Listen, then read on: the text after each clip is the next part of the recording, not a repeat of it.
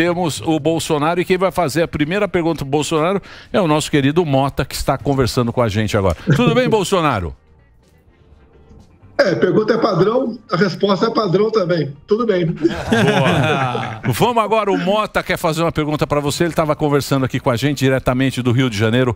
Manda bala, Mota. Boa tarde, presidente. A minha pergunta é a seguinte: se o senhor pudesse... Está ouvindo?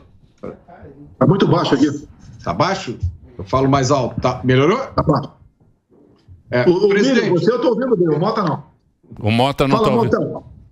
Presidente, se o senhor pudesse... Tá joia? Se o senhor pudesse voltar no tempo até o início de 2019 e reiniciar a sua trajetória, o senhor faria alguma coisa diferente? Mota, a gente sempre aprende as coisas, amadurece, tá? E a gente vai tomando o rumo melhor das coisas. Eu estou com 68 anos de idade. Sempre fui explosivo, né? Bastante objetivo e sincero. Eu não deixarei de ser isso. Talvez o tom de voz baixando um pouquinho mais. Agora, eu enfrentei um problema sério, Mota, que pouco se fala. Formar ministério. Eu consegui botar quem eu queria, mas uma dificuldade enorme, não por parte dos convidados, mas por parte de pressões aqui em Brasília. Você pode ver, quando você pega o Porto de Santos, coisa simples, eu peguei com prejuízo de 500 milhões de reais, entreguei com lucro de 530 milhões. Para onde iam esses 1 bilhão e 30 milhões? Ia para algum lugar. Então, teve gente lá na região de Santos que ficou revoltada com isso. E isso sempre foi um feudo de grandes partidos políticos com sede em São Paulo. E poderia citar várias estatais. Então, esses problemas potencializam no outro lado da linha. O cara que perdeu essa tetinha de 1 bilhão e pouco por ano, o que ele puder me queimar, ele queima. Então, eu poderia falar de vários estatais para você, como é que foi a questão de bancos oficiais, como começou o namoro com Paulo Guedes, como é que apareceu o Tarcísio, a Damares, a Tereza Cristina. Então, isso daí leva na frente, né? O pessoal fala, o Bolsonaro, ele perdeu para ele mesmo. Se ele tivesse esse tipo de comportamento, não teria acontecido aquilo lá na frente. Agora, nós sabemos que, ao longo desse tempo todo, eu era o tempo todo acusado de querer dar um golpe, e um pessoal, uma nata de Brasília, que não é apenas nata política, né, a nata de outros poderes, se uniu para me tirar da presidência. Porque o que eu estava fazendo, apesar da pandemia, apesar da guerra lá fora, da crise hídrica de 21, os números do Brasil, eu entreguei muitos melhores do que eu recebi lá em janeiro de 2019. Boa. Tá certo. Presidente, a gente sabe que é muito difícil andar as coisas, as reformas, e eu queria perguntar, qual foi a sua maior frustração? Porque teve tentativa de fazer reforma política, o próprio Paulo Guedes queria juntar os municípios, teve também a tentativa de fazer reforma tributária. Vocês fizeram reformas importantes, como a da Previdência, concluíram da Previdência, mas teve alguma frustração grande, assim, que você falou, poxa, essa eu achava que sairia, assim, e acabou não dando certo? Olha, eu entregava os ministérios de porteira fechada para o ministro e falava, olha, qualquer problema é contigo, eu não vou pedir para botar ninguém aí. Uma exceção, por exemplo, pedir para a Tereza Cristina para botar o Jorge Seife lá na Secretaria da Pesca. Raríssimas exceções, tá? Então, mesmo assim, aprovamos vários marcos regulatórios, entre eles o saneamento. O modal ferroviário nós ressuscitamos, tá? Veio a BR do Mar, muita coisa veio, né? A lei da liberdade econômica. A cabotagem lá, A cabotagem. Nós somos o segundo país mais digital do mundo. Foi feito com a equipe lá do Paulo Guedes, graças à liberdade que eu dei para o pessoal trabalhar. Eu falava, né? Vocês podem botar quem quiser, E eu tenho o poder de veto, como aconteceu em alguns momentos. Eu chamo o ministro, olha, esse cara aqui não vai dar certo por causa disso. Até porque os ministros eram muito técnicos, não tinham malícia política nenhuma. Eles chegavam um picaretaço ali, né, com 2 palmos de lã nas costas, uma ovelha, e querendo compor o nosso ministério. Ó, nosso ministério não dá para compor. Ou não bota esse cara, ou se tinha botado, tira. Então, esse foi a nossa relação com o ministro, que eu não faria diferente, velho. Talvez os ministros palacianos, aqueles 4 que tem lá na presidência do lado, eu botasse um perfil mais político, como, por exemplo, o Ciro Nogueira, né, veio mais tarde no governo, mas fez um trabalho de relacionamento com o parlamento que não é fácil. Não é fácil conversar com o parlamento. São 594 deputados e senadores. Tá? Então, por aí. No resto, manteria praticamente a mesma coisa. Menos o Mandetta, né? O Mandetão. Sim, o Mandetta tá sumido. Mandetta sumiu. Mandetta, estamos esperando o pico do Mandetta até hoje. Tá na Venezuela. Cadê o Mandetta? Emílio, esse pessoal que caiu cedo do cavalo, que tinha a pretensão de ser candidato. O Mandetta passou a ser aquele garoto propaganda daquela grande rede de televisão. Quando veio a Covid, ele ficava ali 2 horas por dia, falando, enchendo linguiça, na verdade. E não transmitia boas informações. O que eu pedi para ele sempre, reconheça a autonomia do médico. Eu sei que você é médico, ele é o médico que mexe com osso, sei como é que é o nome, trauma, né? Mas dá liberdade para o médico. E ele resolveu não fazer isso. E uma ida dele ao Supremo Tribunal Federal, logo na pandemia, ele disse lá para o pessoal, né? Olha, se não fizer isso, os caminhões do Exército vão recolher corpos pelo Brasil. Então ele apavorou o pessoal do Supremo Tribunal Federal. Aí, o início de uma posição, eu sei que ser independente, né? Mas mais que independente por parte do Judiciário, impor certas coisas. E quando eles deram, o Supremo deu autonomia para governadores e prefeitos gerir a questão da pandemia, praticamente ignorando o poder central, eu fiquei meio desmobilizado. Nós compramos a vacina para todo mundo. Então ninguém pode falar, o cara é negacionista. Eu comprei. Quem quis tomar, tomou. Não obriguei ninguém a tomar a vacina. Então isso tudo, por parte do Mandetta, pegou. Tá? O que é a autonomia do médico? Você chega lá com uma coisa que você não sabe. Ninguém sabia o que era a Covid. Ninguém sabia. Hoje ainda temos notícias fora do Brasil de surpresas. E o cara está lá com problema. Está para morrer com falta de ar. Até eu fiz aquele gesto, né? E o pessoal falou que eu estava debochando. Tá nas imagens, não tem nada disso. Para o médico receitar alguma coisa para o cara. Ponto final. É isso que nós fizemos. Hoje somos reconhecidos por parte do mundo como um dos países que saiu melhor na questão da pandemia. Morreu muita gente? Morreu, sabemos disso, lamentamos qualquer morte, independente da causa. Mas o Mandetta foi uma tremenda decepção desde o começo, porque ele se arvorava como um possível candidato, né, à presidência da República daquele órgão de imprensa. Ô, Johnny Bravo, queria fazer uma pergunta pro senhor aí. Eu queria perguntar pro senhor o negócio seguinte: muitos apoiadores, pessoas que seguem o senhor, que votaram no senhor, faz campanha e tudo mais, muitos ficaram chateados com o que aconteceu logo após as eleições, que o senhor deu uma sumida, foi para os Estados Unidos, não falou nada, a turma lá na porta dos quartéis, os velhos tomando chuva, engripando lá, esperando uma palavra do senhor. O senhor se arrepende de não ter dito nada para eles naquele momento? Olha, por vezes o silêncio fala mais alto. Foi um choque para muita gente no Brasil, o resultado final das eleições, né? Apertado, inclusive, e o pessoal foi protestar, né? De forma legítima, né? E pacífica, como sempre fizeram.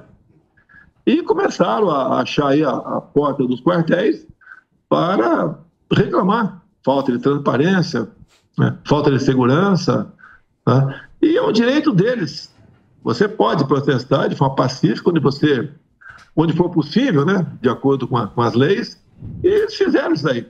Eu me recolhi. Nós fizemos a transição abrindo todas as portas da esplanada para o pessoal da esquerda. Ninguém da esquerda reclamou, fui em tal ministério, não tinha esse ou aquele documento. Algo foi me sonegado.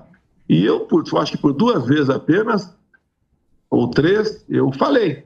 uma vez logo no início de novembro, onde eu disse mais ou menos o seguinte, né? Vamos aí entender o que está acontecendo, não vamos fazer nada do que a esquerda sempre fez, tocante à depredação de patrimônio, etc. Sim. Parece que estava adivinhando que algo pudesse acontecer. Sim. Mas esse recado não era para o meu pessoal, não é para o meu pessoal, aquele pessoal que está comigo, sempre agiu dessa maneira. Ele não tem que dar conselho, né, para ninguém no tocante a isso daí. Ao longo de 4 anos, a direita não se dividiu, muito pelo contrário, se uniu. Hoje eu vejo alguns isentões falando aí, a direita tem que se unir, nenhuma extrema, né? Nem para a extrema direita, nem a extrema esquerda. Não tem isso. A direita está unida e, mais do que isso, a direita tem conhecimento o que aconteceu ao longo dos 4 anos e aprendeu muita coisa. E a direita não errou. Esse pessoal do 8 de janeiro, tá? Quem fez aquele quebra-quebra não foi o nosso pessoal. Sim. Você pode ver, o próprio ministro da Defesa, o senhor José Múcio, falou que não houve uma figura central no 8 de janeiro. E também, quem fez a baderna, o quebra-quebra, não foi aquele pessoal que estava acampado. Palavras do próprio ministro da Defesa, José Múcio. E você vê a dificuldade que o pessoal está tendo no parlamento, que é o nosso pessoal, né, que passou a ser minoria de uma CPI, apesar da CPI ser uma arma da minoria, o instrumento da minoria, a maioria que está tomando conta é mais pró-governo, e já tem dificuldade. Tivemos muita sorte quando houve aquela divulgação das imagens do general Gia Dias, de forma pacífica, né, passeando no meio daqueles que estavam depredando prédios públicos. Vimos aquela imagem também daquele fotógrafo da Reuters chutando uma porta que já estava aberta e depois se confraternizando com aquele meliante lá. Agora, isso tudo apareceu sem querer. Ninguém esperava que aquelas imagens fossem aparecer. Que as primeiras imagens que apareceram foi daquele cara quebrando um relógio lá atrás. Sim. Onde tivemos informes, né, que para o governo de plantão aí estava excelente aquelas imagens, porque o cara estava com a camiseta minha. E depois, na segunda imagem que veio o ar pela CNN, começou a mudar de figura esse quadro de 8 de janeiro. Que sempre tem que perguntar, né? O que aconteceu? Quem ganhou com isso? Eu não ganhei nada com isso. A direita não ganhou absolutamente nada com isso. Quem ganhou, então? Não a esquerda. Estava no dia seguinte o Lula, quem diria, né? O Lula posando de grande democrata. Está vendo agora, com o passar do tempo, quem o Lula é. E vale a pena aqui, eu até anotei, né? Eu sempre dou uma olhada no efemérides. Hoje, 2 de julho, hoje? 3. Hoje é 3. Não, tudo bem. Foi no dia de ontem, 2 de julho. A libertação da senadora colombiana Ingrid Betancourt, que foi sequestrada pelas Farc. E as Farc, juntamente com Lula e Fidel Castro, fundaram o Foro de São Paulo em 1990. Os companheiros. O foro tá os companheiros, né? Boa. Você não foi lá no foro? Você não tava no foro? O foro tá fraco. Tá que nem o... Não tem audiência. O não foro. Tem. Tá que nem a live do Lula. Tá igual a live. Tá igual a live do Lula também. Não tá desanimada. Sem grandes eventos. Agora, é um negócio... Isso aí é esquisito, né? Porque, pô, a gente torce, né? Pra que essa CPMI... Que a gente saiba realmente, esclareça o que aconteceu ali, né, Bolsonaro? E eu acho que isso sempre vai para uma novela, o cara joga para cá, joga para lá, acaba virando meio político, a gente não, acho que nunca vai saber realmente o que aconteceu ali. É igual a CPMI da Covid. Qual um dos fatos mais importantes? É o tal de Carlos Gabas, que foi cogitado lá atrás, no governo Dilma, para ser ministro da Defesa. Quando aparece aquele desvio de 50 milhões de reais de grana que foi ali que não foi para a Bahia, né? Foi para o Nordeste. Foi criado o consórcio do Nordeste lá para comprar respiradores e o pessoal desvia. Manda até 5 milhões para Araraquara, aqui em São Paulo. Não tinha nada a ver com a questão lá daquele grupo lá do Nordeste. Ou seja, vimos com toda certeza, né? Morreu muito nordestino por falta de respirador no hospital. Por quê? Porque os governadores do Nordeste sob a coordenação lá do Carlos Gabas, desviaram 50 milhões e não compraram um respirador sequer. Quer dizer, uma das poucas coisas que a gente podia aproveitar daquela CPI para catapultá-la, acabou não acontecendo. E o pessoal começou a fazer um montão de firula. O Bolsonaro queria comprar Covaxin, 400 milhões de doses, com a propina de R$1 por dose. Né? Quem é que estava coordenando a propina? Era um cabo da Polícia Militar lá de Minas Gerais. Ou seja, é coisa sem pé nem cabeça. Então, também falava, o Bolsonaro não comprou vacina em 2020. E, pelo que eu sei, a primeira vacina em 2020 aplicada no mundo foi no Reino Unido, em dezembro. Não tinha vacina para comprar. Nós fizemos pré-contrato, fizemos acordos, e o nosso Brasil, pode ter certeza, mesmo proporcionalmente, um dos 4 que mais vacinou no mundo. E outra, por parte do governo federal, não obrigamos a ninguém a tomar vacina. Continuamos defendendo a liberdade. A liberdade não tem preço. Que eu costumo dizer, né? Quem quer calar a Jovem Pan? Não é o Ministério Público. O MP é provocado por alguém. Igual, não sei se foi divulgado na imprensa, igual há 2 semanas, foi o Conselho Tutelar da minha casa, onde eu moro aqui, atrás da minha filha de 12 anos, né? Por que ela não tomou vacina? A mãe dela, acertadamente, estava em casa, mas deu uma invasiva e mandou me procurar aqui na sede do PL. Botei para conversar com os meus advogados. Ou seja, foi uma deputada do PSOL que provocou aqui o Ministério Público do DF e o Conselho Tutelar foi na minha casa. E a gente não vai falar de vacina, quando se fala de vacina, ele é negacionista. Quando se fala em urna eletrônica, ele é antidemocrata, né? Se você fala, por exemplo, daquele PL da censura na Câmara, também. Você é a favor da balbúrdia, você é a favor de que matem crianças em sala de aula. O Brasil está um pouco de cabeça para baixo no tocante a isso. Eu podia estar calado agora, né? Porque agora, com todo respeito, nem mané eu sou, né? Porque eu perdi direitos políticos. Sim. Vocês, mané aí, da Jovem Pan, pode votar. Desculpa a maneira de falar com vocês, tá? Mas você pode até votar. Eu nem mané sou. Boa. Eu não posso votar por um julgamento completamente sem pé nem cabeça, que se for possível, a gente conversa sobre ele. Boa. Chegou o momento, Bolsonaro, de você abrir o seu coração, com tanto tempo que você dá entrevista aqui, e aí você citou que você tem a bala de prata. Porém, você não vai dar a bala de prata para o resto da imprensa. Você vai abrir agora o seu coração e falar qual seria esta bala de prata. Seria a Michele Bolsonaro com a Tereza Cristina? Seria o Zema ou o Tarcísio? Porque você falou que é o JB, que é o Johnny Bravo. Você continua aí, mas a turma quer saber para onde a banda vai tocar de Jair Messias Bolsonaro. Que turma, hein, Bolsonaro? Que turma que você inventou, hein? Que turma que você inventou. Hã?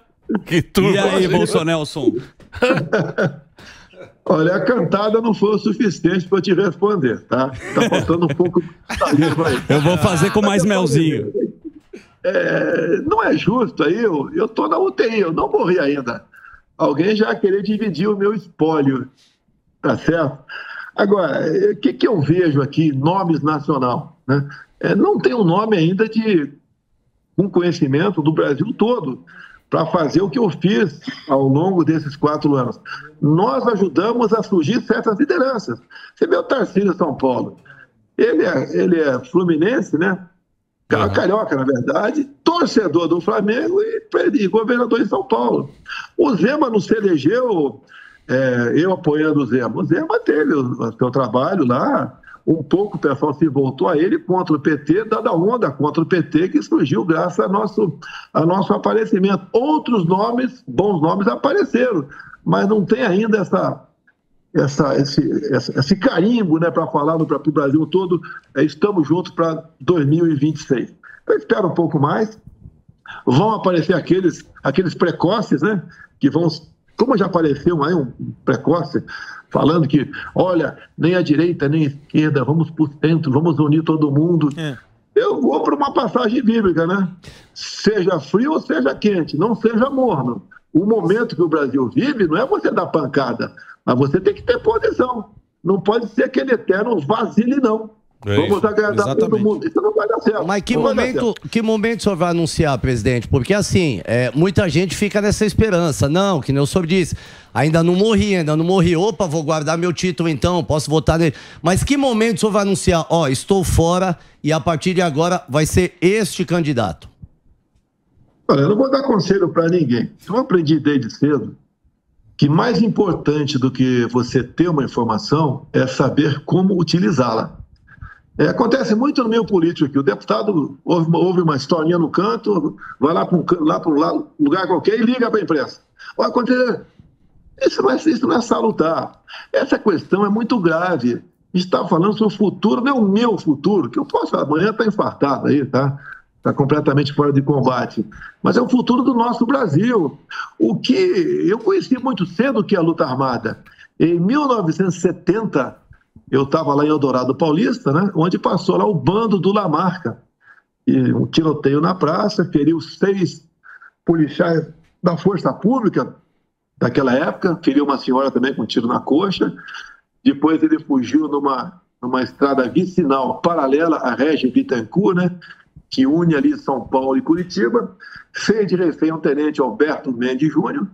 2 dias depois matou a coronhada, esse tenente, e depois ele fugiu e foi morto lá na Bahia. Então eu conheci muito cedo o que é o Exército Brasileiro naquela época, o que é a luta armada, o que eles se propunham.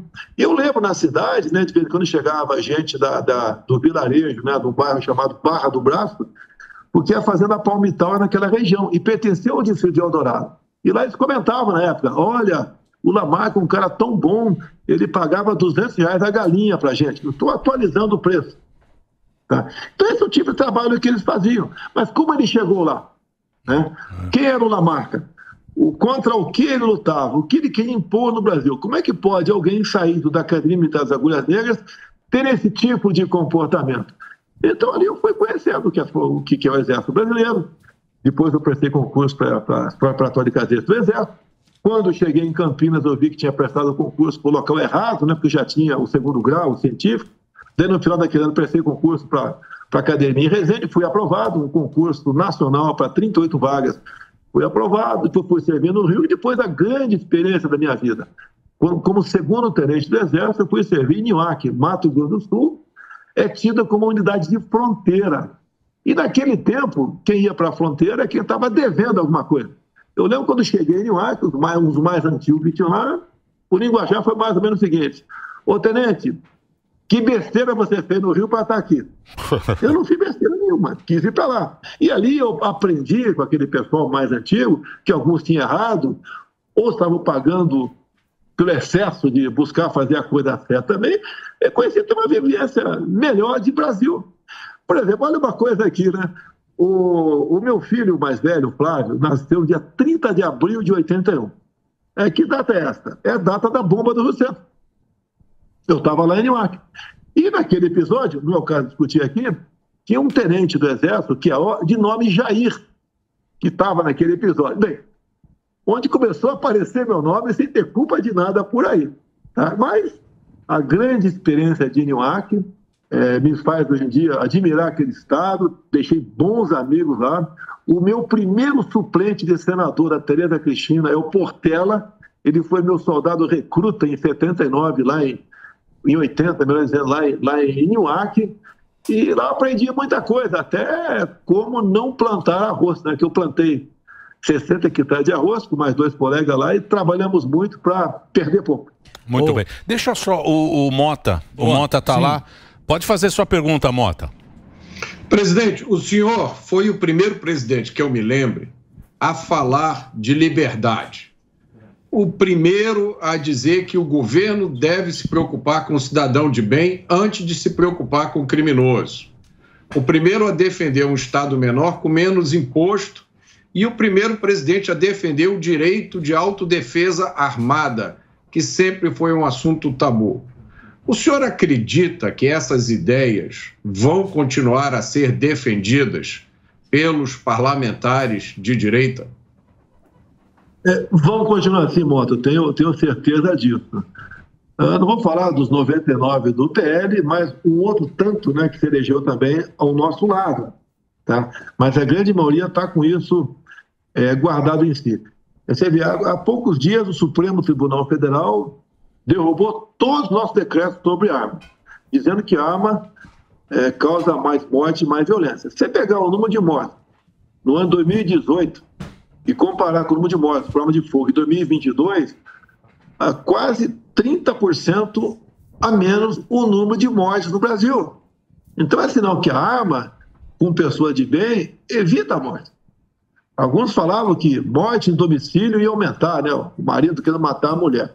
Geralmente, né, nesses crimes passionais, o marido não usa arma de fogo para não chamar a atenção de ninguém, usa outros instrumentos. Bem, a arma está aí. A arma ajudou a gente pacificar o campo. Com a ajuda do parlamento, aquele cidadão que morava num sítio, numa fazenda, ele podia usar sua arma só dentro de casa, né? Era posse de arma de fogo. Nós conseguimos dar a posse de arma de fogo em todo o perímetro da sua propriedade. Então, lá o fazendeiro, a senhora sitiante, podia montar teu cavalo, subir numa moto, numa bicicleta, a pé ou num carro e percorrer todo o perímetro da tua fazenda armado. Isso inibiu a violência no campo. É só ver os números. Foi lá para baixo. O campo vibrou com a gente. Não por causa disso apenas.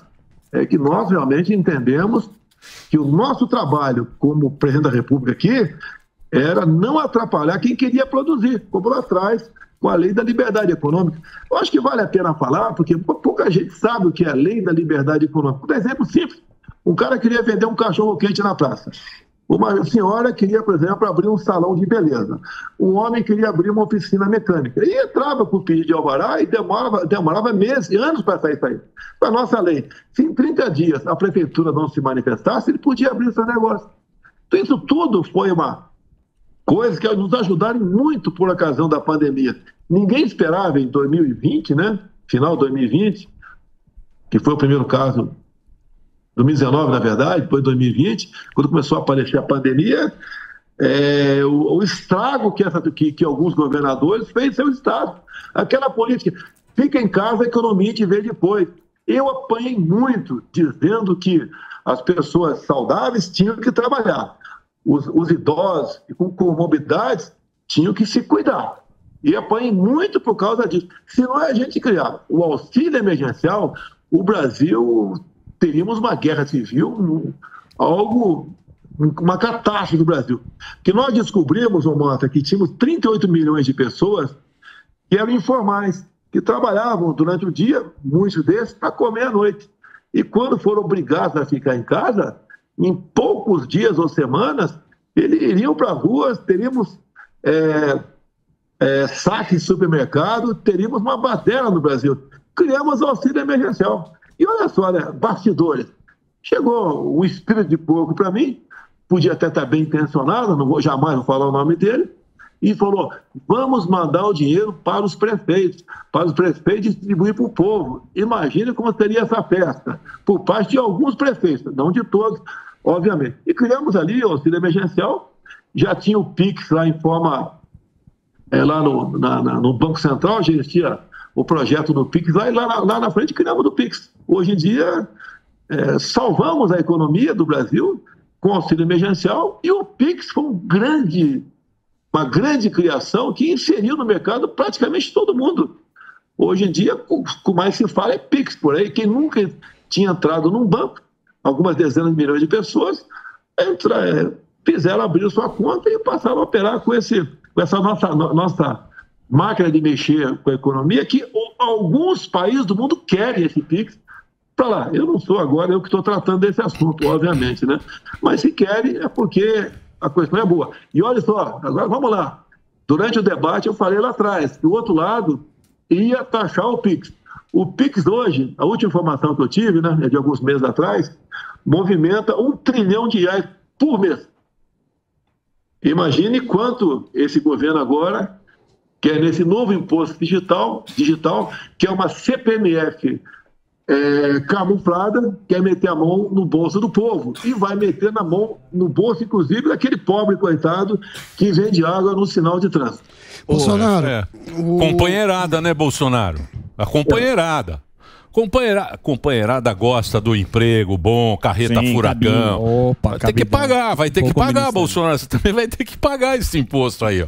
É breakzinho só pra rede. Aliás, uma grande audiência. Sim. Deixa eu só fazer um break rapidinho para nossa rede de rádio. Estamos conversando aqui com o Jair Messias Bolsonaro no @Jair Messias Bolsonaro no Instagram dele, ex-presidente Bolsonaro nas redes conversando com a gente. Vai lá, Reginaldinho.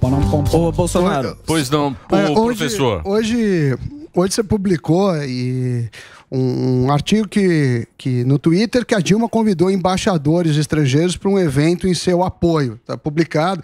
A revista Oeste já também replicou. E tem um projeto de vários deputados, se eu não me engano são 65 ao todo, querendo anistia. Eu pergunto, você acha que tem chance de reverter essa situação? E emenda se você tem medo de ser preso em algum outro tipo de processo. Começando pelo final, preso por quê? Só se for na parte da arbitrariedade. Sim. O que não é novidade aqui no Brasil. Nós temos umas 300 pessoas presas no momento. Eu tenho 3 pessoas ligadas diretamente à minha empresa. É o Coronel Cid, é o Capitão Cordeiro e o Sargento Max. Não cabe prisão preventiva para esse. Tanto é que na época da prisão lá desses 3 auxiliares meus, o Ministério Público foi contrário à prisão. E agora, semana retrasada, o MP foi favorável à liberdade dele. E o Alexandre Moraes, de forma, como ele decide tudo lá, resolveu não, vai ficar mais um tempo de molho aí, porque, segundo o despacho lá, eles poderiam combinar com depoimento. Então a arbitrariedade não nos falta. Como o caso aqui do 8 de janeiro, onde bateu-se um recorde, né? Mais de mil pessoas presas no mesmo dia. E atualmente temos quanto eles quiserem, não custa nada. E agora está naquela história. Vamos pegar os financiadores do ato. Oh, meu Deus do céu. Que financiador? O próprio, repetindo aqui, o ministro da Defesa, José Moço, disse: quem fez o ato de vandalismo não foi o nosso pessoal. Que nunca tocou fogo numa lata de lixo, nunca quebrou uma vidraça ao longo desses, não digo 4 anos, desde 2013, quando a direita ia para a rua, o comportamento era simplesmente exemplar. Exemplar. Tanto é que os Black Rock lá acabaram até se infiltrando e com o tempo eles ficaram de fora desse movimento que viu que não tinha espaço para eles. Tá? Então você perguntou a questão de prisão. Prisão por quê? Quem queria dar um golpe? Que golpe é esse? Num domingo, meu Deus do céu. Um golpe tem um objetivo, tem conspiração, tem a sociedade envolvida, tem Forças Armadas, tem tudo envolvido. O que tinha envolvido nesse 8 de janeiro? Nada. E aquela velha pergunta, né? Quem ganhou e quem perdeu com isso? Perdeu a nossa direita. Mas graças ao conhecimento deles, tá? Se mantendo unidos, se informando, nós fomos ganhando força. Tive há poucas semanas, encontrei com um homem lá no meu condomínio, de uns 40 anos de idade, e falou que estava cuidando dos filhos sozinho. Eu perguntei, ficou viúvo? Não, minha esposa está presa desde 9 de janeiro. E assim tem vovôs, tio, chefe de família. Aí se fala em democracia no Brasil, pelo amor de Deus. Pelo amor de Deus. Não é democracia nem aqui, nem na China, né?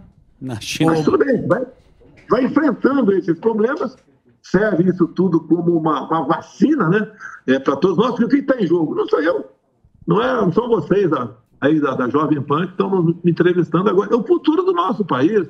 E tem certas coisas que depois que você ultrapassa aquela linha, você não volta mais. O Lula agora, ele bate no peito, né? Tenho muito orgulho de ser comunista.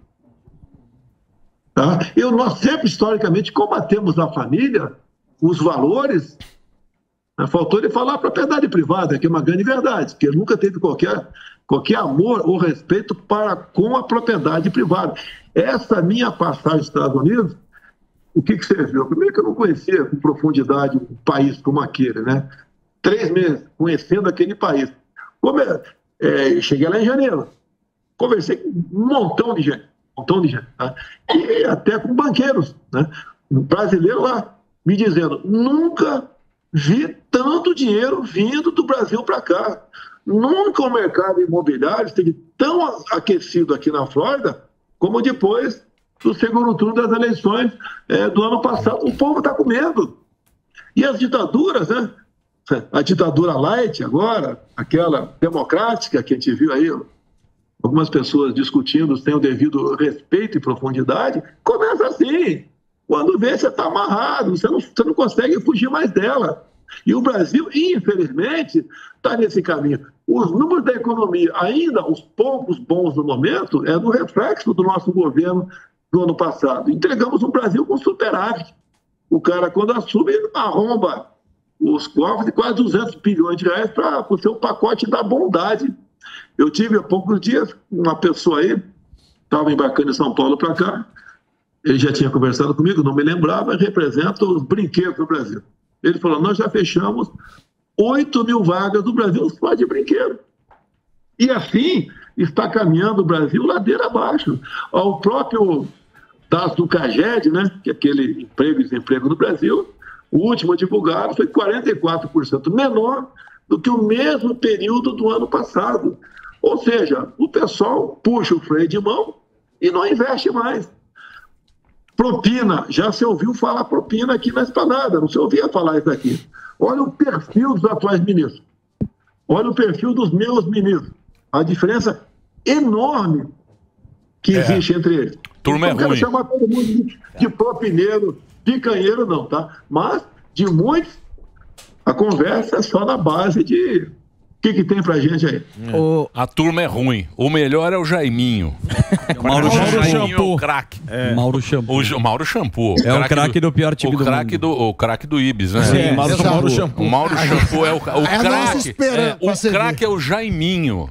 Pra você ver. Ô, Bolsonaro, a questão que a gente tava falando aqui, você tava falando que foi chamado de antidemocrático, tudo mais, a gente sabe os adjetivos pela esquerda, mas o fato é que a propaganda deles acabam pegando. Como é que fazer algo contra esse tipo de propaganda, que o senhor é antidemocrático, já foi nazista, homofóbico, misógino, para também os outros os futuros apoiadores seus, esse rótulo, ele vai colar? Como faz para desfazer essa propaganda? Porque aí o senhor fica tão perigoso que aí é melhor você ser tirado do jogo, porque assim fica melhor para a democracia.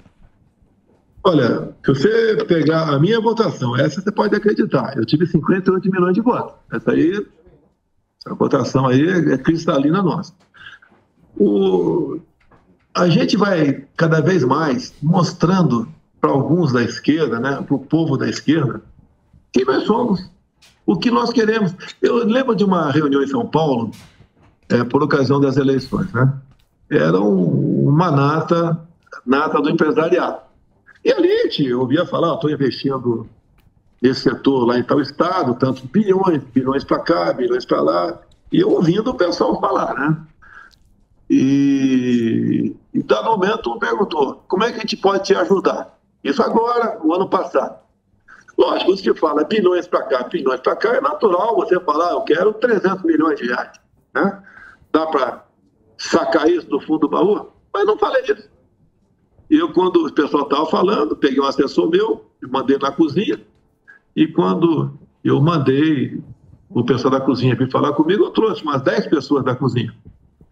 E daí falei, o que eu preciso de vocês é que converse com essas pessoas.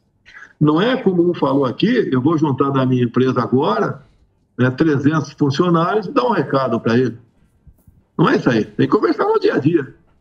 Como é que eu tenho informações? Você lembra daquela reunião dita secreta, né? Que eu divulguei porque falavam ali que ali estava a prova que eu interferia na APF. Não tinha nada daquilo. E ali tiveram 29 palavrões ali. E o que eu falei da inteligência? Lamentavelmente, as inteligências do Exército, da Marinha, da Aeronáutica, da Polícia Federal, da BIM, não serve para a gente. Não serve. Eles guardam inteligência para eles. Então, quando eu falei que eu tinha minha inteligência particular, não era minha particular contratada por ninguém. É gente que eu deixei de amizade ao longo do tempo, que eu ligava para essa pessoa, o que está pegando aí? Ou então, elas ligavam para mim, que a minha rede de zap aqui, lamentavelmente, meu telefone está com a Polícia Federal, né? Lamentavelmente. Não foram na minha casa atrás do cartão de vacina, foi para pegar meu telefone. Também o telefone do CID era bispilotado. Desde 2021, questão de segredo de Estado, que ia ficar comigo e com os meus ajudantes de ordem, acabou vazando para outras pessoas. Não sei o que as outras pessoas fizeram com esses dados todos, mas nós enfrentamos tudo isso aí. Tá certo?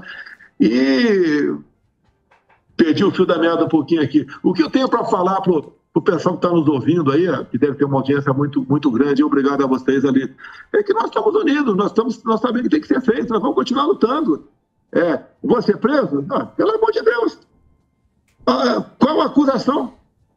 Qual a acusação? Você pode ver, esse ato de 8 de janeiro, em 2016, nós tentamos aí criminalizar a invasão de prédios públicos e privados, e também bens públicos e privados, como se ato terrorista fosse. Nós aprovamos, a senhora Dilma vetou e o veto foi mantido. Se isso tivesse sido lei lá atrás, esse pessoal que invadiu estaria, sim, enquadrado como terrorismo. Não estão agora. E quiseram, no começo, chamá-los de terrorista. Como alguns da imprensa ainda diminuiu bastante, chama esse pessoal de terrorista. São baderneiros, são arruaceiros, são até marginais, que devem ser punidos pela depredação de patrimônio, invasão, etc. Mas nunca chamá-los de terroristas. Nós não somos, nossa ainda não é essa. E desde o começo, peguei aqui, eu sou acusado de querer dar um golpe. Repetindo, acho que não concluí o raciocínio da vez anterior. Um golpe num domingo, né, com cadeiras vazias, sem conspirar com ninguém. E o Lula, prosário democrata, com esse tipo de amizade que ele tem, que não é de agora, é desde lá de trás, tá, quando ele chefiava aí sindicatos por aí, né, e era um X9 no sindicato, tá, desde aquele tempo a gente conhece quem é o Lula. Então, democrata, jamais. Ele não tem competência para fazer um bom governo, não consegue entender.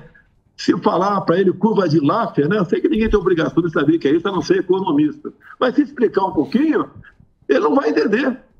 Ele não vai entender que curva de Laffer é quando você aumenta tanto imposto, como quer fazer agora, o governo, imposto seletivo. A você que está em casa aí, você é dona de casa, né? Cidadão, tá? Os impostos da cesta básica vão subir assustadoramente. Alguns locais vão passar de 150%. Ele quer cobrar de todo mundo, como tiver fumaça aí, para taxar o PIX.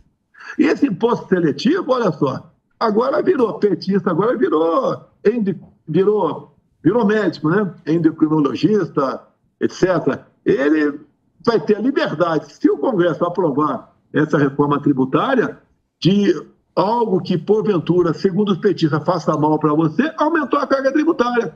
Aumentar a carga tributária da Coca-Cola, da Tubaína, da Pepsi-Cola, tá, dos açúcares, refrigerantes, a cerveja com toda certeza, pinga não, né, que pinga vai bem para ele, mas cerveja vai aumentar o imposto. E também o que faz mal para a terra, ou seja, qualquer atividade que tem emissão de carbono, tá, com uma vaca, né, ela gera carbono. Que é o imposto.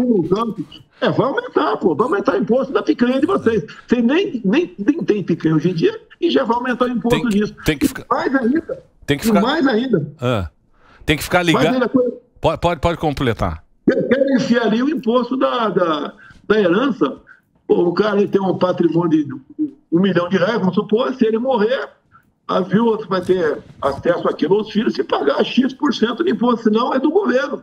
Ou seja, essa reforma tributária, né, que eu peço para você que tem contato com o parlamentar, liga para o teu parlamentar para não aceitar nada. Essa reforma tributária é uma pancada no capitalismo e um fortalecimento no socialismo. É aquele comunismo sendo trabalhado a conta-gotas.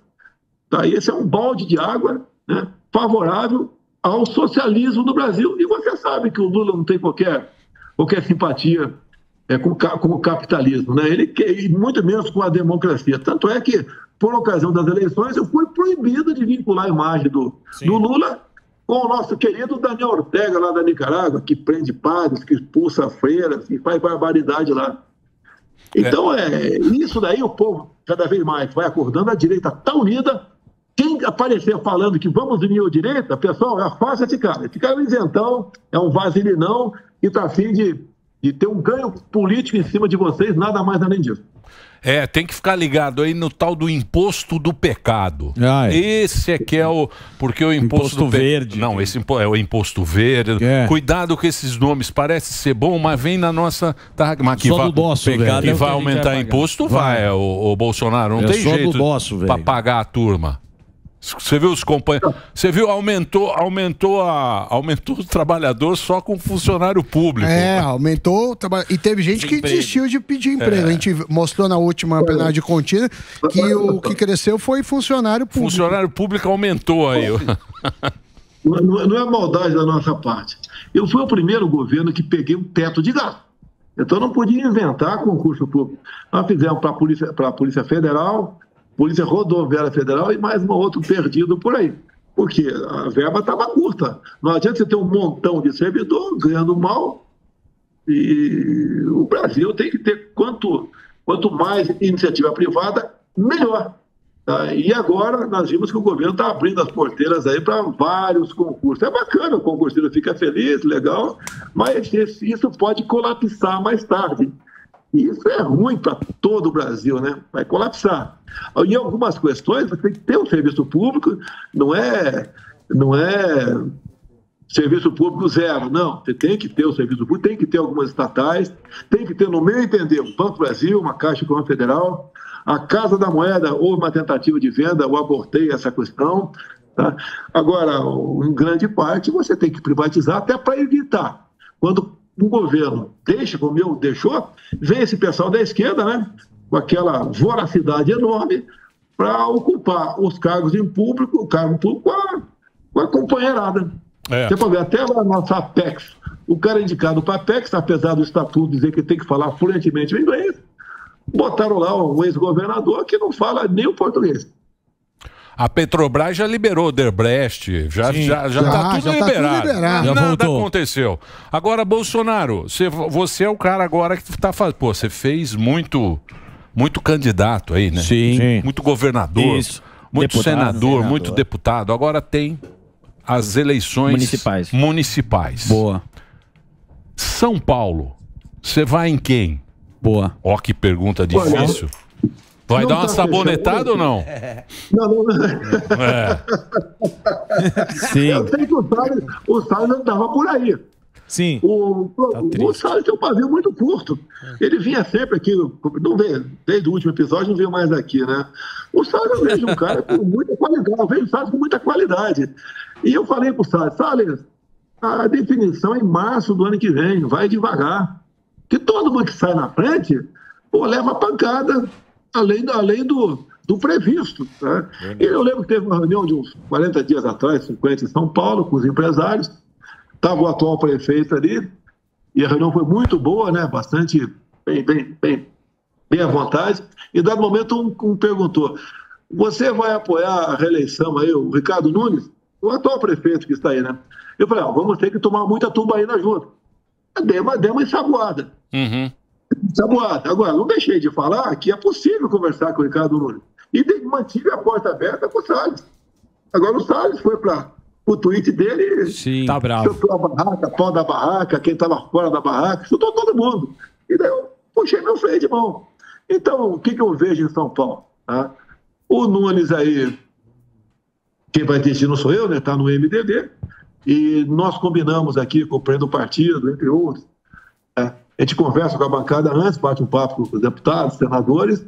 Se a gente tiver um candidato nosso, com chance de ganhar, a gente vai com ele. Até o momento não apareceu, com todo o respeito que eu tenho ao Ricardo Salles. Tá? Não apareceu. Então há uma tendência hoje em dia de ficar com o Ricardo Nunes. Essa é a tendência natural. Está batido o martelo? Não está batido o martelo. Até porque eu sempre digo, olha só, bom ter tomado conhecimento disso. Em algumas questões aqui, eu tenho conversado com o presidente do partido e eu falo que a adesão final é dele. Afinal de contas, eu sou apenas o presidente de honra aqui. Eu sei o meu lugar e sei o que é hierarquia, sei do meu tamanho também, alguns falam isso, tem que se impor. Não vou me impor. Nós vamos tentar negociar um nome que eu acho que o pior que pode ocorrer para o São Paulo esse invasor de domicílio aí chegar a ser prefeito. O que você achou do Datena junto com o Boulos naquela reunião lá? Você acompanhou ou não? eu vi, né, pô? Pelo amor de Deus. Cara. Me ajuda aí, velho. Dispensa comentário. Tá de brincadeira. Guerreiro na tela aí, ó. Ô, Bolsonaro, você acha que os caras... Porque estão dizendo aí que essa eleição vai fazer muito direita, de prefeito, de vereador. Dá uma resposta. Diz que vai ser a resposta aí. Diz que o povo vai dar a resposta de tudo isso que aconteceu agora para a prefeitura. Mas normalmente, quando é eleição de prefeito, não tem muito isso, né? Não tem muito. A reforma tributária tira dinheiro dos Mas caras. diz que agora vai ser... Você acha que vai ser assim? Olha só, o local onde tem televisão, como São Paulo, o PL ajuda porque o nosso é o maior tempo de televisão. Nos municípios menores, isso não influencia. Não é porque não tem televisão, todo mundo se conhece. Agora, há uma tendência, até em municípios menores, o pessoal procurar o PL. Por que o PL? Porque tem uma base. Qual é a base nossa? Deus, pátria, família, liberdade, né? Propriedade privada, legítimo direito à defesa. Você começa a formar o deputado, o governador, lá embaixo. Eu fui vereador no Rio de Janeiro. Então, ele tem uma base, né, que chama a atenção do pessoal. Tá? É o Partido Cristão, é um partido que, acima de tudo, ama a sua liberdade. E eu falei muito sobre isso ao longo desses 4 anos, arrastando multidões pelo Brasil. Multidões, tá certo? E não só o povo na rua, bem como as nossas motocicletas. Em São Paulo, aí ninguém consegue dizer um número correto, mas ali, no mínimo, 200 mil motos, no mínimo, sem gastar um centavo. Como conseguir isso aí? Na verdade, até quando eu comecei a fazer campanha lá atrás, né? Na verdade, eu comecei em 2014. Tem um vídeo, se você puder procurar esse vídeo no YouTube, enquanto está conversando, para apresentar aí, Bolsonaro, a AMAN, né? A Academia Militar das Agulhas Negras, 29 de novembro de 2014, onde eu vou para o meio da tropa, né? São jovens que, alguns momentos depois, seriam declarados aspirantes oficiais do Exército, e eu falo, pessoal, tá, que você, candidato a presidente da República, é 2014. Tá? Muitos vão morrer pelo caminho, eu quase morri, mas temos um compromisso, né, dar a nossa vida pela nossa pátria. Lamentavelmente, alguns, não são todos, uma grande maioria segue isso, alguns não seguem, mas vale a pena se puder botar esse videozinho no ar, eu acho excepcional, para mostrar que eu comecei sozinho, realmente, lá em novembro de 2014, fazer campanha para 18. E quando o sistema viu que não tinha como me segurar mais, porque foi uma coisa espantosa o que acontecia em aeroporto. Né? Aqui em Juiz de Fora, a praça toda cheia, no mínimo 50 mil pessoas ali. E a esquerda viu que estava difícil me segurar, foram para a facada. Contrataram um cara, com toda certeza, não tenho prova disso, ele não é um lobo solitário, porque tentaram um álibi perfeito para ele aqui em Brasília. Estou em Brasília agora, aqui em Brasília, uma pessoa entrando na Câmara com a identidade dele. E as investigações não foram para frente, mandaram até 3 advogados, um no avião particular, para atender o Adélio. E esse que desembarcou com o avião particular declarou: isso que está fazendo aqui? Eu estou preocupado e o Adélio morrer na cadeia. Está de sacanagem, né? Então tínhamos elementos para apurar o mandante do crime, tá? Mas a esquerda é muito forte. Em 2002 abafaram o Celso Daniel, vendo a imagem ali. Outras mortes aconteceram, né? Que lamenta, é a vida, vamos em frente. Se Deus quiser, deixar o Brasil melhor para quem vier atrás de nós. Ô Bolsonaro, eu queria falar sobre a oposição no Congresso. Você acha que o que está acontecendo, que a galera não está indo tão para cima, não está fazendo um ataque aí tão ferrenho pelo que aconteceu com o Dallagnol, ou você acha que falta realmente um pulso, uma liderança ali? Olha, tem muito deputado inexperiente, eu não quero criticar. Inexperiente, é um bom, tem um coração grande, é honesto, quer fazer a coisa certa, mas lá dentro só tem raposa felpuda, tá? Então eles têm dificuldade de manter isso vivo lá dentro. Na própria CPI, você está vendo aí, não só CPI, como a CPMI. Alguns poucos se destacam. Mas acredito que, como nós estamos com a verdade do nosso lado, temos aquelas imagens, né, a segundo lote de imagens, que foi divulgada pela CNN. Estão forçando a barra lá para trazer pessoas para depor. Eu tenho falado para eles, olha, convoque quem está na papuda presa. Quero ver uma mulher lá de 60 anos de idade, avó, e ver a vida pregressa dela. E como é que você pode deixar uma pessoa presa por tanto tempo? Você acha que essa pessoa queria, com violência, botar um fim no Estado Democrático de Direito? É isso que nós fazemos. Não só ela, é trazer pessoas também que estão em liberdade agora, uma tornozeleira eletrônica, para ver a vida pregressa dele e mostrar para chocar a opinião pública a injustiça, a covardia que estão fazendo com essas pessoas. Então, isso tudo, poxa, soma, né, para o nosso lado. Mas, te repito, falta um pouco mais de experiência. Pode ter certeza, vão adquirindo experiência. Tudo aqui não fica estático aqui em Brasília. Essas pessoas vão melhorando na questão de conversar com a população, ter novas ideias e também lutar lá dentro. Quando eu cheguei em 91 na Câmara, eu era sozinho. Não tinha mais ninguém. Tinha acabado o período militar. Eu levava, batia em mim todo dia, eu retrucava. Tanto é que pegam frase minha, falando palavrão até lá dentro, brigando, etc. Tá vendo como ele é grosso? Mas, pô, o cara não sabe o que o cara fez comigo. Vai dar uma dedada no meu olho, né? E eu tenho que dar uma porrada no cara. E fiz isso sozinho lá dentro. Quantas vezes vocês me viram discursando sozinho? Tem uma foto minha emblemática. Até serve para os deputados. Por que eu discursava sozinho? Primeiro que é uma briga para tu falar. Mas quando eu discursava sozinho, eu falava para 10 milhões de pessoas na Voz do Brasil à noite. O nosso pessoal tem que usar a Voz do Brasil. E detalhe, não é só falar que vai. Muitas vezes você fala, no meu tempo, você era boicotado. Eu ia lá na Voz do Brasil, olha, você me botou no ar ontem, vai botar agora. Que o resumo dá em média 20 segundos. E 20 segundos, você dá uma tremenda mensagem para a população brasileira. Ô Bolsonaro, deixa eu só fazer uma perguntinha agora baseado nisso que você estava falando. E você leu a matéria da vez da Lindora lá, da procuradora? Li a matéria. Parabéns a ela. O Ministério Público está sendo ignorado pelo senhor Alexandre de Moraes. Ele é consultado o MP para cumprir tabela, mas a decisão já está tomada. Como o meu caso, ela foi contra a busca e apreensão atrás de cartão de vacina. Olha, eu sempre disse que não havia tomado a vacina. Nunca neguei isso aí. E outra coisa, no meu depoimento, olha só, eu perguntei para quem está me interrogando lá, né? Vocês estão apurando o cartão de São Paulo? Cartão não, é aquela vacina em São Paulo, qual bairro que foi lá, meu Deus do céu? É um bairro de São Paulo? Não estão apurando, mas peraí. Quem me inseriu no sistema em São Paulo foi o e-mail lula@gmail.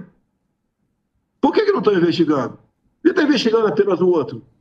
E outra coisa, a investigação começou com o Wagner Rosário, chefe da CGU, não foi por PT, não foi por iniciativa própria da Polícia Federal. Né? Então, você vê que é conduzido, prende as pessoas. No começo, o Cid, que eu já falei que para mim ele é um filho para mim, porque ele é um filho de um colega da minha turma, e esse é o nosso tratamento. E ele foi excepcional comigo lá dentro. O telefone dele era uma caixa de mensagem, tudo que acontecia, querem falar comigo, eu ligo para ele, manda mensagem. O telefone dele era quase um telefone público, e grande parte que está lá dentro, ele nem sabe o que aconteceu. E se ele tivesse mal intencionado, tinha sumido com o telefone. Agora a polícia vai para lá, federal, amando de um ministro do Supremo Tribunal Federal, fazendo aquela tática, né? Expedição com rede, né? Joga a rede. Eu não sei pronunciar o nome de inglês corretamente. E dali, então, começa a pendurar inquérito em cima de inquérito. E daí é joia, gasto da primeira-dama, eu pagando despesas em dinheiro vivo. O total da despesa nunca chegava a 20 mil por mês. E tem o respectivo saque na minha conta bancária. E daí você vê, joga para a imprensa. Ele usava recurso público, usava o cartão corporativo. O meu cartão corporativo pessoal, que eu podia sacar 17 mil por mês e tomar tubaína, nunca saquei um centavo e nunca paguei uma tapioca na minha vida. Ô Bolsonaro, você é muito pão duro. Estragou os bons. A gente viu aí no Dirce. A gente viu aí no todo, só tinha a Dirce. Sim. R$32 na Dirce aí o seu cartão. ainda pedia desconto. Tem que ser igual o Barba e a Janja. Tem que gastar à vontade. Você tem pergunta? Eu tenho uma pergunta aqui, ô Bolsonaro. A galera agora, depois de toda essa questão aí da inegibilidade, tá falando... assim, sem Lula não tem Bolsonaro, sem Bolsonaro não tem Lula. Eu queria saber do senhor se o senhor acha que a esquerda vai fazer, já está fazendo, inclusive com o Zema, que o Zema postou uma frase do Mussolini, a esquerda já está querendo demonizar ele, já que ele é um nome aí que está sendo ventilado talvez para 2026. Você acha que a esquerda precisa de um novo fascista, um genocida novo, assim como fizeram o senhor, não? Eu não vou dar conselho para o Zema, tá? Eu gosto dele, eu acho que ele fez uma boa administração, está fazendo uma boa administração lá em Minas Gerais, mas quem queimar a largada agora vai levar tiro de bazuca no lombo o tempo todo. Sim. Qualquer palavra errada, pronto. Uma piada aquele ponte que alguém grave já vai virar um escândalo nacional. Então vai com calma, tem muito tempo ainda. Eu costumo dizer que 26 passa por 24. Então nós confiamos conforme acertado com o Valdemar aqui, o nosso presidente, e estamos com um problema que todo partido político gostaria de tê-lo, né? Nós temos o excesso de candidatos, não só para câmaras municipais, bem como para prefeituras pelo Brasil todo. E tinha um exemplo, me fugiu da cabeça aqui, de uma prefeitura lá em Rio Grande do Sul, me fugiu o nome do município, onde todos ou todas as candidatas serão mulheres, obviamente. Quando tem cota para homem, né? A prefeita, a vice-prefeita e toda a nominata de vereador serão completados por mulheres. E vejo uma participação muito grande na mulher na política, não por cota, mas por querer participar e achar que tem potencial para isso. Quem me traz essa informação é a dona Michele, que tem rodado o Brasil.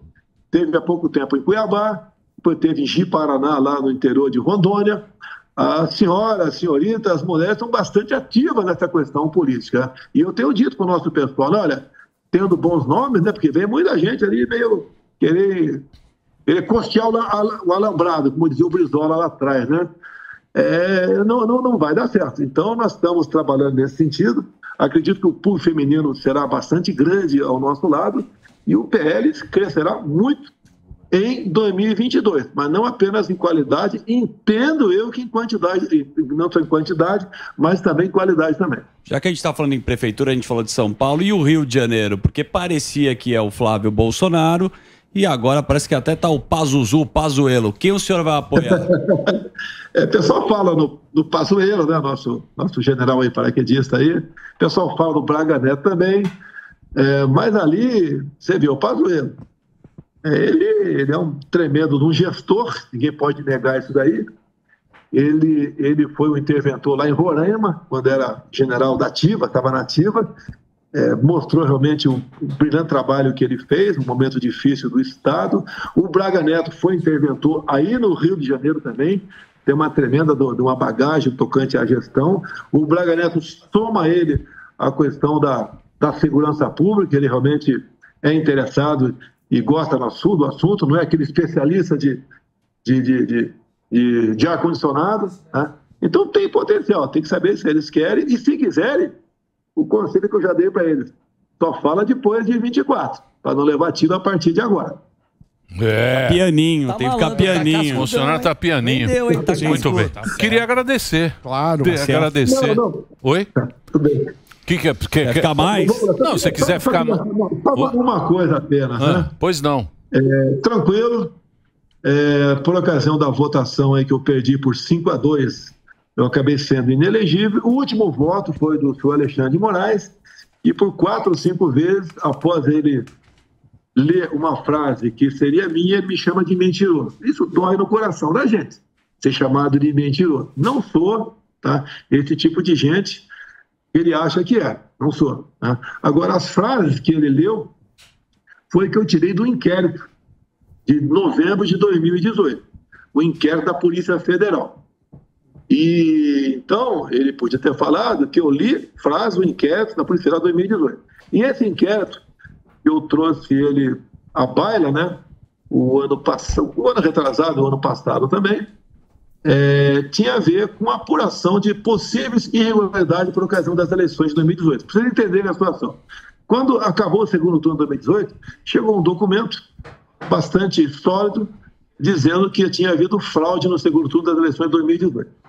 A presidente do TSE é a senhora Rosa Weber. Bem, se houve fraude, fraudou quem ganhou. Ninguém vai fraudar para perder. Ela determinou a abertura de um inquérito e a PF teve carta branca para adentrar o TSE e lá colheu documentos, tudo que foi possível. Inclusive pedidos de informações, e o TSE informou, assinando embaixo, o que aconteceu lá dentro. E ao divulgar isso aí, na época o TSE falou que eu estava divulgando um documento confidencial. Isso sim é mentira, porque o próprio encarregado do inquérito, que entregou esse inquérito para o deputado Felipe Barro, do Paraná, disse que não era sigiloso. Tá? E depois também a Corregedoria da APF também disse, como estava em jogo o nome do delegado que entregou o relatório, né, que entregou o inquérito, disse que não era confidencial. E assim mesmo, a Procuradoria da Câmara dos Deputados, que envolveu o deputado, também emitiu um parecer que aquele inquérito não era sigiloso, não tinha qualquer grau de sigilosidade aquele documento. Bem, depois que eu divulguei, daí sim ele passou a ser sigiloso. E é um inquérito que está para apurar possíveis irregularidades, o português mais caro, fraude, em 2018, que está aberto até hoje. Agora, se nada se tem a esconder no TSE, sem querer afrontar ninguém, até porque eu sou carta fora do baralho, eu pediria, não vou pedir para o senhor Alexandre de Moraes, porque não vai me atender, mas ele poderia tirar o sigilo desse inquérito, que eu não revelei nada do que tinha lá dentro, agora até por respeito ao novo sigilo que existe lá dentro, ao novo não, o novo sigilo, no passado não era sigilo, para que todos vocês da imprensa tomem conhecimento do que está naquele inquérito. Eu digo a vocês, é algo realmente inacreditável, mas tudo que está lá, nada foi feito pela Polícia Federal, foram informações que o próprio Tribunal Superior Eleitoral deu para a nossa Polícia Federal. E como dizem que a democracia não tem preço, né? Esse inquérito deveria se tornar público para que cada um formasse o juízo do que aconteceu nas eleições de 2018 e por que eu ganhei. E por que, obviamente, não concluiu rapidamente, né? Que eu seria o responsável por possível irregularidade por ocasião daquelas eleições. O Mota tem mais alguma pergunta? Tenho sim. Eu gostaria de fazer uma última pergunta. Presidente, tem gente que diz que para fortalecer a direita, nós precisamos ter vários partidos de direita, né? Que ter um partido só de direita é uma situação meio complicada. O ideal seria ter vários, uma frente ampla. Qual a sua opinião sobre isso? Olha, eu fiquei 28 anos dentro do parlamento. Então, sempre, né?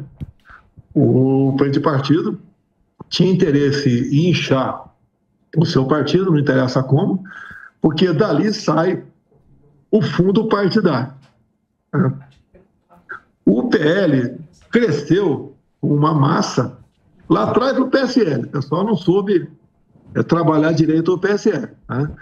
E com o PL agora, fui bem conversado com o Valdemar, e o Valdemar tem cumprido tudo que conversou comigo, e eu com ele também.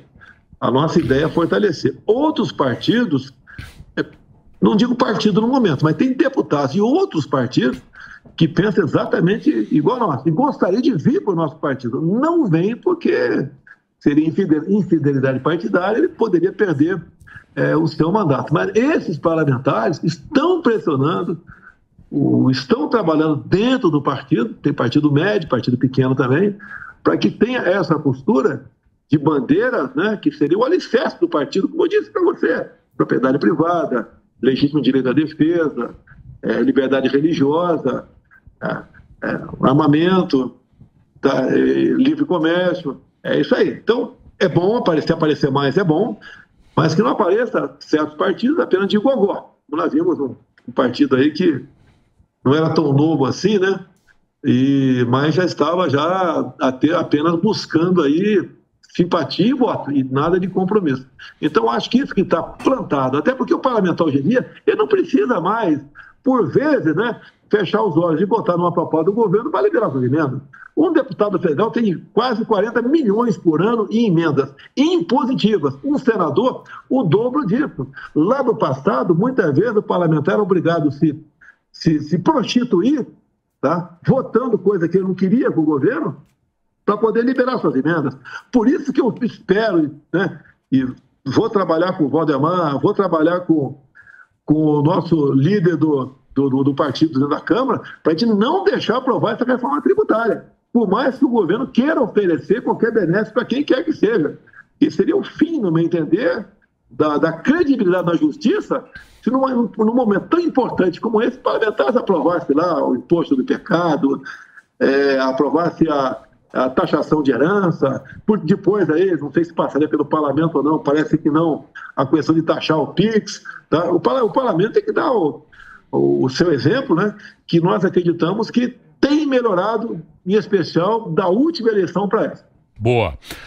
Muito obrigado, Bolsonaro, por ter conversado com a gente. Você está em Brasília, né? Diretamente de Brasília. Boa. Você está indo... Estou aqui na sede do PL, aqui, estou dando expediente aqui. Você agora...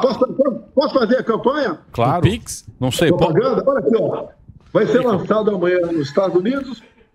E o Pix? Quanto você levantou aí no Pix? Um complemento alimentício aqui, a base de algas marinhas. Garoto propaganda nos Estados Unidos. Quero saber do Pix. Garoto propaganda. Ganha o livro do Trump, que não haja dúvida. Estou em 4 páginas do livro do Trump. O Trump, os caras querem meter ele em cana lá, em Bolsonaro. Tem que ficar ligado lá, que os caras não querem mais o Trump. Deixa eu falar uma coisa. E esse Pix aí? Quanto você levantou aí? Para pagar os processos? Daria para quanta tubaíba? A iniciativa da população, muito obrigado a quem colaborou. A massa das colaborações foi de R$2 e R$22, a massa. Dá para pagar essas despesas agora, ainda sobra um pouquinho para tomar uma tubaína ainda, tá bem? Boa. Obrigado, viu, Bolsonaro, pelo papo. A gente tá vendo que você tá bem aí, pô, legal conversar com a gente aqui no Pânico.